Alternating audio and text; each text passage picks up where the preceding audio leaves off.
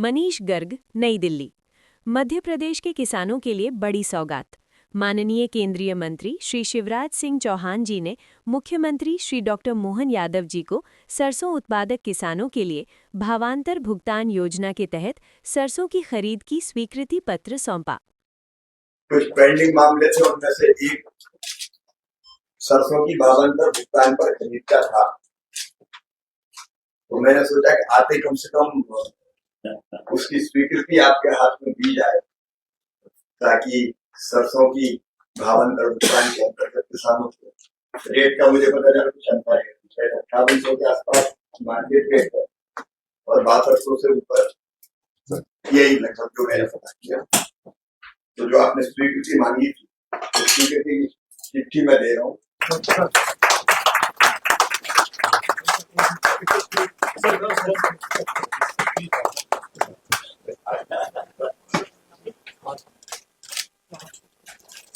Agriculture minister Shri Shivraj Singh Chauhan जी के साथ हमने हमारे दोनों मंत्रालय, खास करके पंचायत ग्रामीण विकास और कृषि मंत्रालय के साथ जुड़ करके राज्य सरकार ने जो अलग अलग कामों को हाथ में लिया है किसानों की आय डबल करने के लिए, और इस साल हमने चूंकि सोयाबीन की भावांतर योजना बहुत सक्सेसफुल तरीके से आगे बढ़ी है, अब तिलहन को बढ़ावा देते हुए सरसों में भी भावांतर योजना का लाभ मिले, इस बात की आज हमने माननीय कृषि मंत्री जी के साथ चर्चा भी की और इस बात को फाइनल करते हुए उनसे ये पत्र भी लिया कि भावांतर योजना सरसों में भारत सरकार हमारी मदद करेगी। और इसी के साथ साथ अरहर, इसको हम तुअर दाल भी बोलते हैं, इसको भी लगभग 55 यूनिट लगाने के लिए, और खास करके दाल जितनी भी उत्पादित होगी वो सब राज्य में उसको भारत सरकार भी लेगी और हम इसको प्रमोट करेंगे।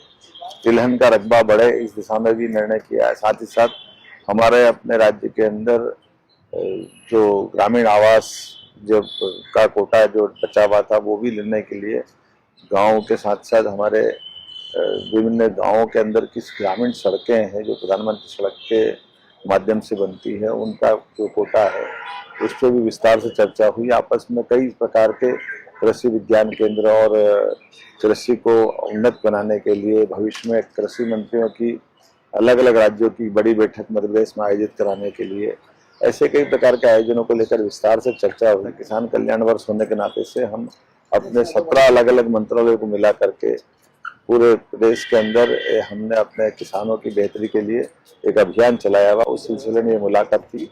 अगर आप रोज की ताज़ा और सच्ची खबरें सबसे पहले देखना चाहते हैं तो हमारे चैनल को अभी सब्सक्राइब कर लीजिए।